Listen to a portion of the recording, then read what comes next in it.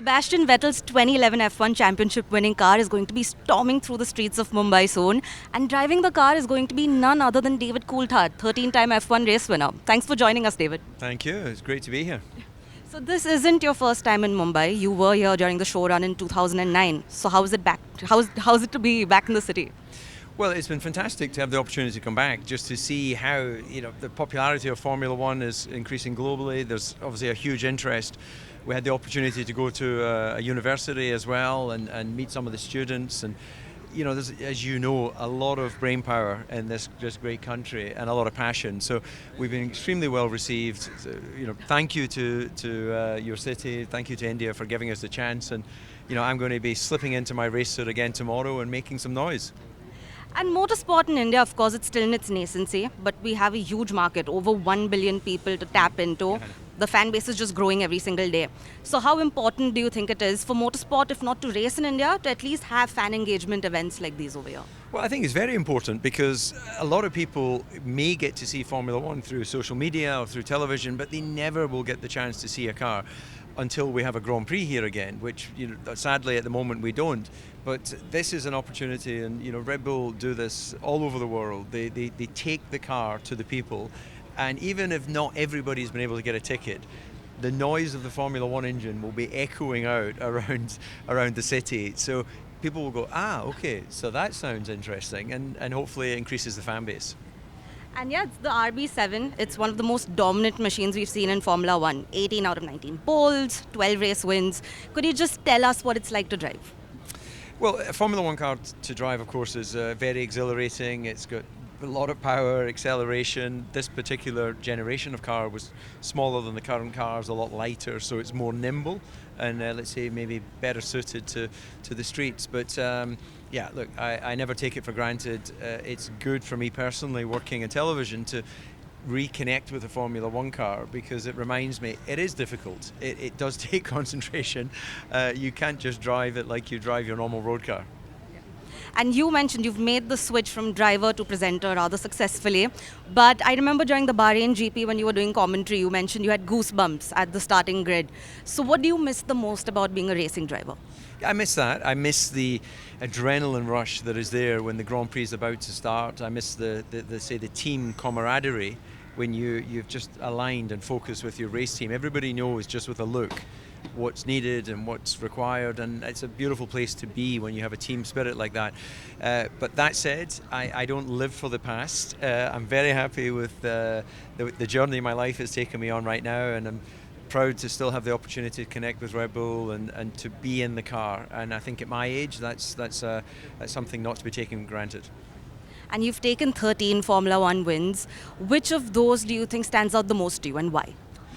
Well, winning a Grand Prix, your first, of course, is something very special. I won my first one in 1995, a long time ago, in Estoril in Portugal, which is where Ayrton Senna won his first Grand Prix in 1985. Sadly, after his death, that's how I started in Formula One. So there was a sort of connection to my journey into the sport. Winning your home Grand Prix is something also special, but I was lucky to be in a good enough team and a good enough car to win the classics, so Monte Carlo, Italian Grand Prix, Belgian Grand Prix, and a few others. So I have no complaints for the opportunities I was given. And you've also raced with and against some Formula One legends, Michael Schumacher, Mika Häkkinen. Which of these drivers do you think you learned the most from? They were so annoying because they were fast. They were so fast. But it brings out more in your own personal development. And, Mika is a friend today. We do a lot of social events together. We were just on a little motorbike tour in Portugal a few weeks ago, even though we were always kind of head to head in frustration when we were teammates. But, sadly, Michael is physically not in a position to be, in active public life. But there was always, even after the bad times on track, we would always have a little reflection and celebration of how lucky we are and a little party together. So these guys were great champions, and they were friends off track. And these qualities that you mentioned in these guys, who from the current crop of Formula One drivers do you see that similar spark in? Well, I think Formula One's in a great place right now. We've got the legends like Fernando Alonso and Lewis Hamilton at the other end of their career. And then we've got this young group of racers, the current world champion Max Verstappen, burst onto the scene at 17, winning his first Grand Prix for Red Bull Racing in Barcelona. He is already, in my mind, one of the legends of the sport. Will continue to be a thorn on the side of anyone who wants to try and win Grand Prix. But look at the brilliant talent we have there. You know, Charles Leclerc, Carlos Sainz, Lando Norris, George Russell, to name but a few. And you know, we've recently seen some rookies coming in, which we have to, I think, give a note to Logan Sargent, who American driver. I think did a brilliant debut in Bahrain. Maybe the public don't see it because he's not in a very good car at the moment, but you know, relative to his teammates, you know, Alex Albon, who's been part of the Red Bull journey as a young driver, you know, he's a talented, fast racer. So the sport has, I think, it would be really difficult to pick who's the driver that you think is a bit average. And maybe in previous years, you could always pick on one or two guys that you think, they're not going to be there very long. But right now, I think the sport's in a really healthy place. And you mentioned young drivers. Red Bull, of course, have their junior driver program. It's one of the most successful for a reason. It's a proven testing ground for young talent. This year, they have a really talented crop. You have Ivasa, Hauger, Fittipaldi. Which of these drivers do you think should be on everyone's radar? Well, all of them. They're not part of Red Bull's young driver program because it's a marketing ploy. They're there because they have speed and they have talent. How they develop that talent is in their hands because no one can drive the car for them.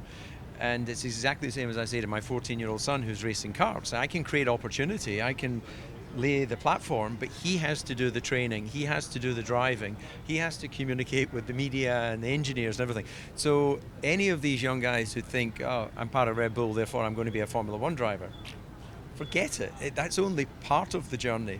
The real journey is taking that opportunity and standing out, and that's in their hands. So you've highlighted their names. Let's see if they continue to shine the spotlight on themselves and get the opportunity to come to Formula One.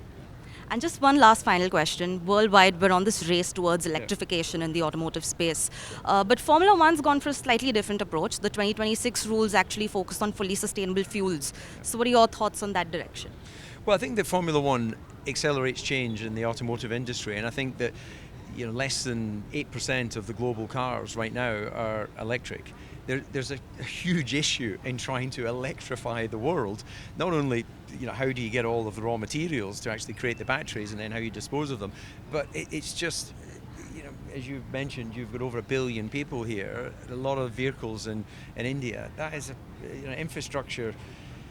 There's other more pressing issues than that. Going to sustainable fuels, making more fuel efficient internal combustion engines. Hydrogen is there are zero emissions from hydrogen, and a number of companies are investing heavily in that as a sustainable way to have mobility. So electrification is something a lot of politicians like to just drop in there to appear as if they're ticking the green credentials. But the bigger picture for the educated world is that Formula One is definitely playing its part in effecting positive change in mobility for the future.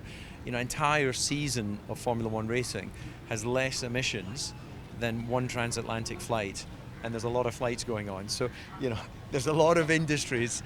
No one's talking about electrifying aircraft, are they? Because it just isn't a practical solution given the weight of batteries. So let's just think logically rather than box ticking. Right. Thank you so much for sharing your insights with us today. Thank you.